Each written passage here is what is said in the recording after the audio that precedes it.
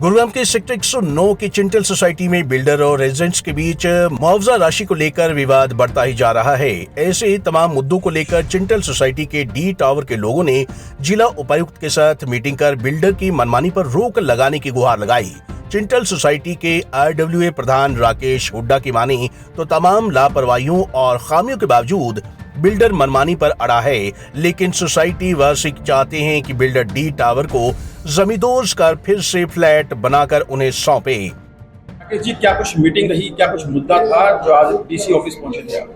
मुद्दा बेसिकली यही था कि एक E और F टावर को खाली करने का और D टावर की रीसेटलमेंट करने का जो प्रपोजल दिया है, तो जो वैल्यूएशन रिपोर्ट आई थी उससे हम काफ़ी नाराज़ हैं। जो 5,000 से 5500 का रेट दिया गया है, जबकि वहाँ पे रेट 12 से 15,000 जो दूसरी सोसाइटी है वो आज के टाइम में कोट कर रहे हैं, तो हमारा लगभग आधा रेट दिया इन्होंने। तो उससे हम काफ़ी नाराज़ थे। उसका DC साहब को अवगत कराया। DC साहब को बताया कि जो वैल्यूएटर थे उन्होंने कंसीडर ही नहीं किए जो मेन पॉइंट्स थे। उन्होंने एक रजिस्ट्री जो सबसे कम रेट की थी वो ली। हमने इनको रजिस्ट्री दिखाई जो कि 7,7500 के रेट पे रजिस्ट्री हुई है 2020 में, और 2020 के बाद प्रॉपर्टी डबल हो चुकी है लगभग। पिछले 2 साल में गुड़गांव में एप्रिसिएशन बहुत काफ़ी हुआ है, वो हम सब जानते ही हैं। तो हमारी यही डिमांड थी कि इसको वैल्यूएशन अगेन करवाई जाए और किसी रेप्यूटेड एजेंसी से करवाई जाए।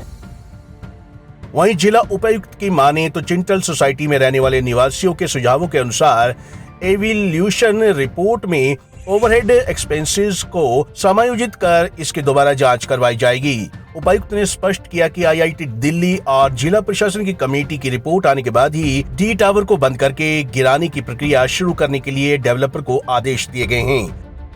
आज जिसमें जो चिंतल के रेजिडेंट्स हैं, डी टावर के भी, E&F टावर के और बाकी टावर के लोग भी, उनको बुलाया हुआ था, और साथ में जो डेवलपर है उसके रिप्रेजेंटेटिव भी यहाँ पे थे। तो उसमें हमने जो आने वाली प्रोसेस है, विशेष रूप से एक तो डी टावर के जो रेजिडेंट्स हैं उनकी सेटलमेंट, और बाकी जो E&F टावर्स और बाकी टावर्स का ऑडिट भी चल रहा है, E&F को वेकेट कराने की बात भी है, उसको लेकर के इनसे डिस्कशन की है। रेजिडेंट की तरफ से कुछ सजेशंस आए हैं, कुछ उनकी डिमांड्स आई हैं, तो वो हम कंसिडर करेंगे। फॉर एग्जांपल, एक उन्होंने कहा है कि जो E&F से वेकेशन होगी तो उसमें उनको रेंट एग्रीमेंट जो है वो चिंतल ग्रुप जो है वो करके दे। तो वो हम विल आस्क द डेवलपर कि वो उनको रेंट एग्रीमेंट करके दें, सो दैट उनको फ्री ऑफ कॉस्ट जो है वो रहने को मिले।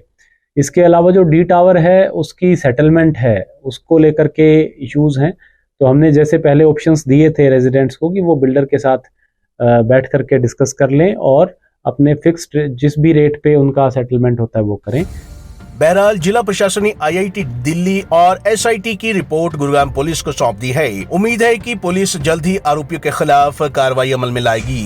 पंजाब केसरी टीवी के लिए गुरुग्राम से नीरज वशिष्ठ की रिपोर्ट।